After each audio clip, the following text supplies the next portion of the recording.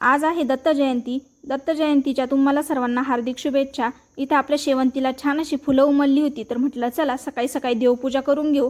आणि सकाळचं वातावरण गावाकडचं अगदी प्रसन्न आणि फ्रेश असतं। तर इथे देवपूजा करायला बसले, पण त्याआधी ना दिवा लावून घेतला, कारण कोणत्याही शुभ कार्याची सुरुवात आहे ना म्हणजे दिवा आधी पेटून आणि मगच करायची। तर इथे ना मी इलेक्ट्रिक लायटर घेतलेलं आहे, त्याने दिवा पेटवणं अगदी सोपं झालं आहे। आता रुई पण आहे ना दिवा लावती देवाचा आणि देवपूजा करती। तर इथं मी देवांना अंघोळ घालून घेतली, हळदी कुंकू वाहून घेतलं, माझ्या कपाळाला पण हळदी कुंकू लावलं, त्यानंतर अष्टगंध उगाळून स्वामींना लावला आणि छान असा मुजरा करून घेतला। खूप दिवसातून मी ना निवांत एवढी देवपूजा केली नाही, तर एवढं निवांत देवपूजेला वेळ पण नाही भेटत। त्यानंतर आहे ना इथं थोडीशी जवस फोकून घेतली, कारण आहे ना इथं हरभरा पेरायचा आहे, तर थोडीशी होती माझ्याकडे जवस, तर ती टाकली आणि अहो पण मला सोबत आलेले होते। त्यानंतर आहे ना मी नवी कढई घेतली ना, त्या नव्या कढईत आज तुपामध्ये साबुदाणा बनवायचा होता मला। चला म्हटलं बनवून बघू, तर पहिल्यांदाच मी साबुदाणा बनवते।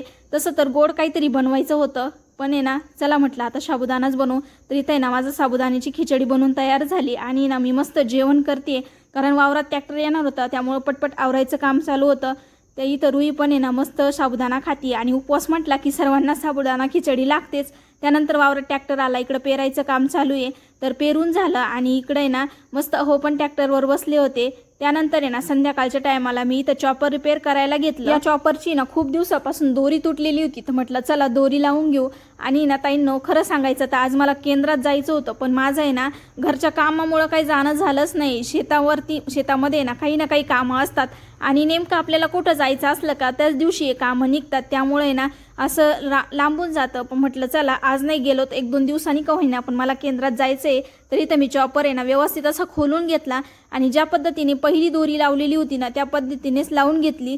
म्हणजे डायरेक्शन आपण एकच ठेवायचं, ते चुकलं की आपलं चॉपर व्यवस्थित वर्क होत नाही। त्यानंतर इथं सर्व पॅक करून घेतलं, आणि ती दोरी ना हँडलला पण व्यवस्थित लावून घेतली, आणि चॉपर व्यवस्थित चालायला लागलं। हे चॉपर आहे ना रिपेअर करताना ना बराच वेळ लागतो बरं का, कारण आपल्याला माहीत नसतं।